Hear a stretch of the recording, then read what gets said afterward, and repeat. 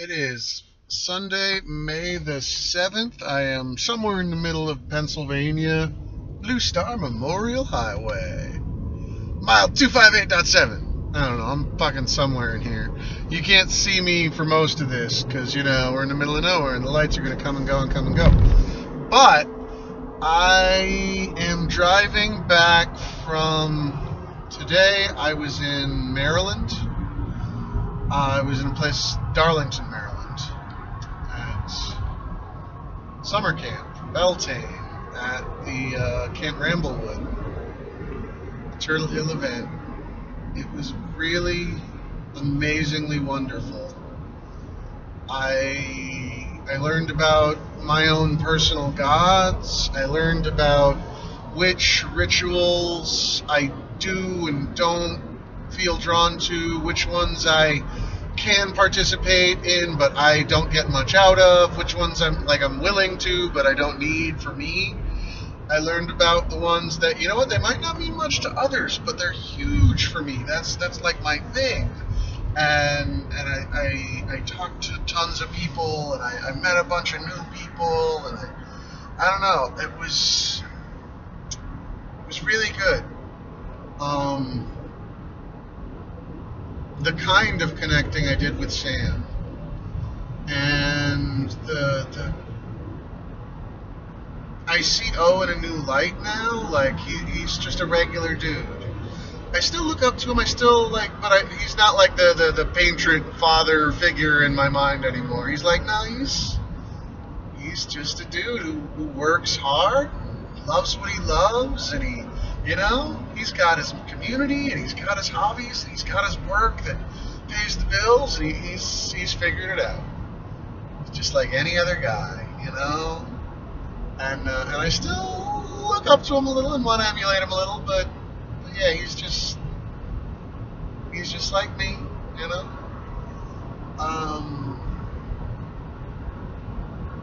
I walk the labyrinth, I think every day. And the night I got there, I set up a ritual under the labyrinth, just winging it, just making it up.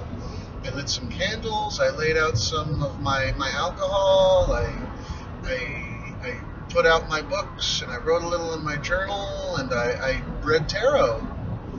And I got a couple of readings. I did my tarot, and I also got a Turkish coffee reading from a girl, Rebecca, who I met. And because she do the coffee, and then she read your grounds after, like they do tea leaves. And everything I've been hearing, everything I've been seeing says, you're on the right path. Keep going. Keep following it, And yeah, there's gonna be little hiccups and little bumps, but success is on the way. You're getting where you need to be, and where you be will be good. It will be positive. It will be successful. Which I know it's one of those things that just keep hearing and keep saying it and positive whatever.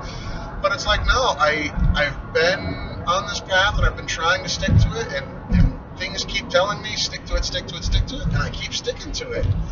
And so yeah, I'm figuring that out, What else? There's so much. The OTO. Not right across from us, but just down the road from us, in front of the cabins that I was staying in. They set up an outdoor bar. It was a bar where they had actual mixed drinks, a little rum, a little vodka, kind of this, whatever. There was a guy there named Nightwolf, really cool guy, who he made his own sangria. It was blueberries and cherries and lingonberries and just crazy, incredible flavors, not too sweet. None of that apple and lemon traditional. No, it was fun and different and not too sweet, not too sour. It had just a little mellow, mild, but deep and dark and good stuff. He also taught me a breathing exercise, which, no joke, I am now doing. I'm using it as part of my ritual, who I am, where I'm going, all of that. that you deep breath. Pull it in through your balls, like right through that base chakra, that root, that genital, that sexual, that like. Pull it all the way up through your gut, through your chest, through your body, like all the way in. Don't just breathe from your chest. Don't just breathe from your head. Whole body, deep, root. Push it out. Push it out like you're trying to push it out through your skin, like you want it coming out of your eyeballs, out of your ears, like. And it's an affirmation, kind of a reinvigorating, like I am alive, And also, throw 3 coins when you come to a crossroads.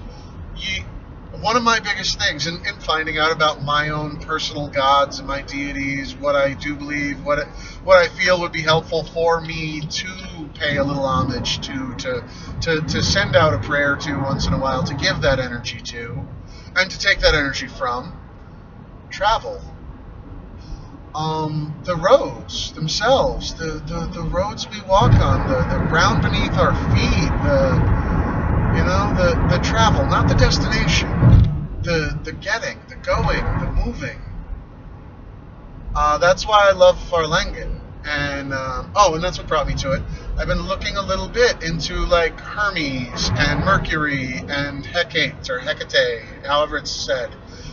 These gods of crossroads, these gods of the messengers of the gods, the gods of travel, of speed, and I'm like, most of them seem to be of crossing from one plane to the next, kind of a safe passage to the underworld, that kind of thing, or they're about the destination, about it getting fleet of foot, getting there in time, the messenger type stuff, and it's like, what God represents the road itself, the journey there, not the getting there, not the leaving here, the being in that middle, that liminal place.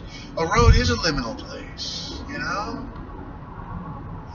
even though it's so solid, it's so finite, it's super liminal, in the middle, and because of how it's used, because of what it means to us. That's what I loved about it. And he said to one I had never heard of, Papa Legba, a god in the hoodoo kind of West African sort of genre. And looking into that a little bit, he might have some a little closer to what I'm looking for, but it still strikes as a little bit too much around the one world to the next sort of thing. And again, I'm still looking. But either way, he gave me one more, put it on my list, gave me a little bit more to study, a little more to look into.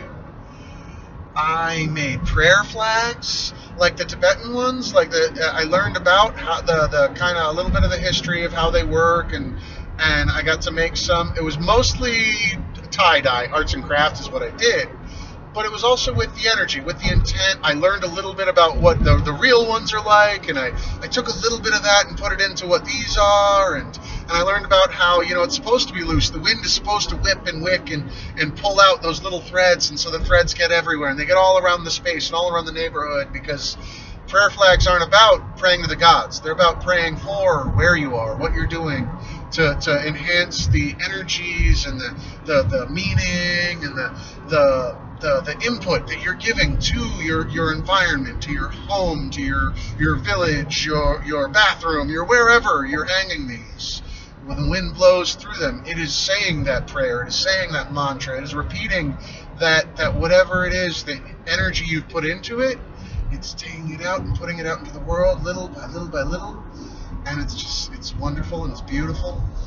And now I've got my own prayer flags, and I think I'm going to make more. I made glass. I was born and raised glass capital of the world, Toledo, Ohio. I have been to several classes. I've never made a piece of glass. I made 2 fused glass pieces while I was there. lady. She taught us about the different kinds of glass and how this is art glass, and they use this kind of glass for this and this and this, and you put these together like this, and you put that on that, and there's little copper and silver wires and foil paper that you can put designs on the inside, and just wonderful, beautiful work, and all the different colors and the all of it. And so now I have two pieces. I have one which is kind of an altarpiece for me. It's a weird oblong shape. It's green and orange. It has a big tree in the middle, the cutout of a tree.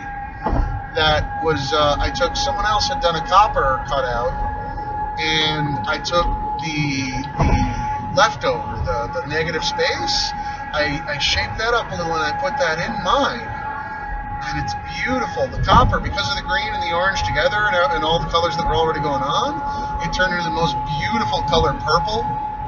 I love it. It's wonderful. It's the first piece of glass I ever made, and I am so happy with it. I really am. Also, I made another piece. I made a token of Farlangen, the upturned crescent above the road, and I'm really happy with the way it turned out. The glass over top had this great wavy kind of stuff going through, and the back was all this flat green, and I pounded out the copper, and then the two different sizes so you can tell the one is the big road and the one is the little for the crescent, and it's wonderful. It's beautiful.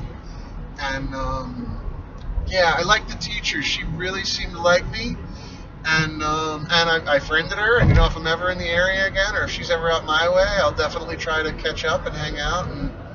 And she was nice. And Vicky, the teacher at the other one who taught me how to make the prayer flags, she was awesome too. Great lady. And I don't know, I met a couple of girls that, hey, sexy and fun and a little banter, exercise, getting to know each other kind of stuff. Rebecca was cute. She liked me, but we didn't talk about fooling around at all because she was somebody's slave and she had a pretty full docket, and two of the guys she was with were there, and it was a whole thing, But then I met this girl, older lady, much older than me, but not that I would bring it up.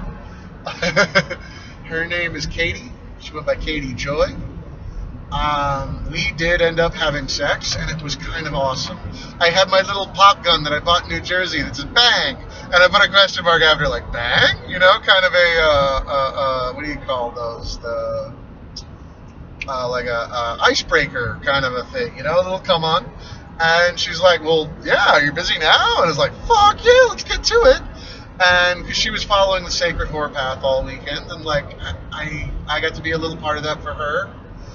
And we got to talk a little bit about our sick, fucked up, depraved, sexual things, and what we do and don't think, and how she actually has some fears that she might have some pedophilic drives. And I got to talk to her about that, about how me and my history of that with my dad and who he was, and my fears about what I might be and who I might be and stuff, and things I've had to work through. And I've been lucky enough to be able to talk out some of it with other people about how, this was really a fear not based on me, about them, and these thoughts and desires, quote unquote, were really, no, that was as little as I knew and as much as I knew, and having trouble putting it all together in my own mind, and kind of that self-fulfilling prophecy kind of shit. And so I got to talk to her about that, and about my sadism, and how no, I'm an asshole. I know I'm an asshole. It's why I pursue these kind of things, so I have an outlet where I can treat somebody bad, and I can be an abusive boyfriend, but the other person actually wants that in their life, and that's something they long for and desire, and they want to be abused and mistreated and things like that. And so that gives me a place to direct all those energies, so I don't ever put it onto someone who doesn't want it, who doesn't deserve it, who it would be forced upon, and so really good talks and discussions and debate and all of that. And yeah, good stuff. Indigo. Oh. Indigo was a presenter. So young, so cute, skinny, tiny little thing. The kind of girl that I would absolutely make a joke about how, you're really 12. because looking at her makes me feel like a dirty old pervert.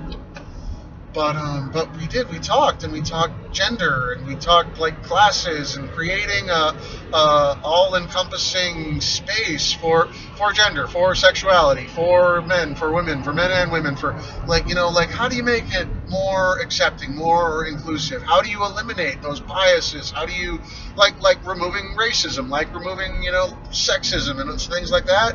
What do you do to encourage the growth and the create the new world you want to do? And you do it in your own world. And when she speaks, she knows this stuff. Like, she's not.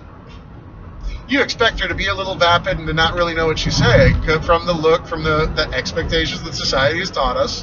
And then she opens her mouth and she listens, she observes, she pays attention, she analyzes, and she knows how to teach others. She taught like 3 classes.